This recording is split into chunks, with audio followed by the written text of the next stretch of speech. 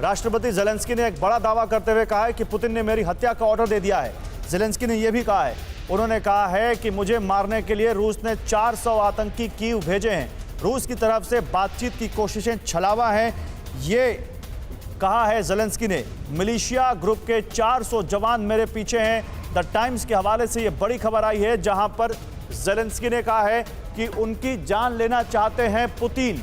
ये कहा है ज़ेलेंस्की ने, और ये कहा कि उसके लिए 400 आतंकी कीव भेजे गए हैं रूस की तरफ से, और वो कीव इसलिए भेजे गए हैं क्योंकि वो ज़ेलेंस्की की हत्या कर सकें, और ये पुतिन ने भेजे हैं, रूस ने भेजे हैं। ये कहा है ज़ेलेंस्की ने।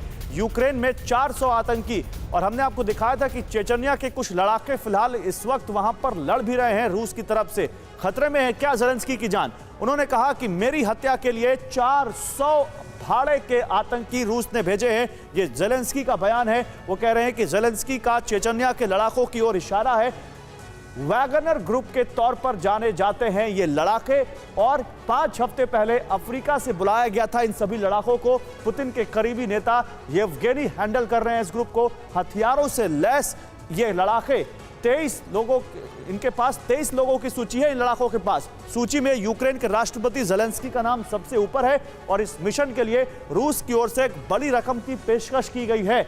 तो ज़ेलेंस्की जो जता रहे हैं खतरा, क्या ये वाकई एक बड़ा खतरा उनके सिर पर मंडरा रहा है? ये एक बड़ी बात यहाँ पर, ये बड़ा सवाल। लेकिन इस बीच एक और बड़ी खबर, राजधानी कीव को लेकर रशियन डिफेंस मिनिस्ट्री ने एक बयान दिया है।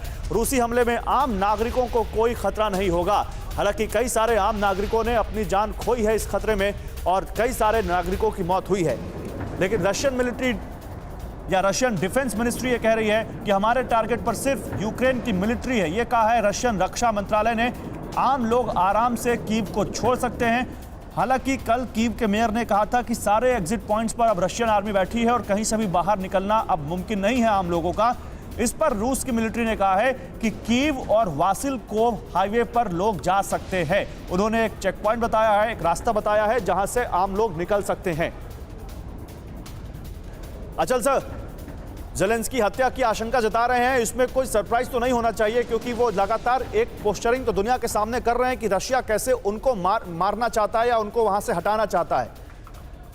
देखिए, ज़ेलेंस्की हर वो मुमकिन कोशिश करेंगे कि इंटरनेशनल जो कम्युनिटी है उसकी अटेंशन उनकी तरफ बनी रहे, और जो मॉरल, पॉलिटिकल, इकोनॉमिक सपोर्ट उन्हें आ रही है वो बनी रहे, और ये आरोप प्रत्यारोप चलते रहेंगे। अभी मेरे ख्याल से रशिया की तरफ से एक आरोप लगाया गया था कि लुहांस्क के जो प्रेसिडेंट है उन पे हमला हुआ है और उनकी जान जाते जाते रह गई है।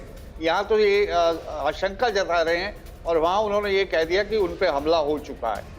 तो ये सब चीज़ें चलती रहेंगी। ये वॉर, ये पार्ट ऑफ, जिसे इंफॉर्मेशन वॉर जिसे कहते हैं, ये उसका एक हिस्सा भी हो सकती है। और रशिया का ज़ेलेंस्की को टर्मिनेट या करवाने में कोई क्या खास फायदा हो सकता है, ये कहना बड़ा मुश्किल। परवाह देश की, सोमवार से शुक्रवार रात 10 बजे TV9 भारतवर्ष पर।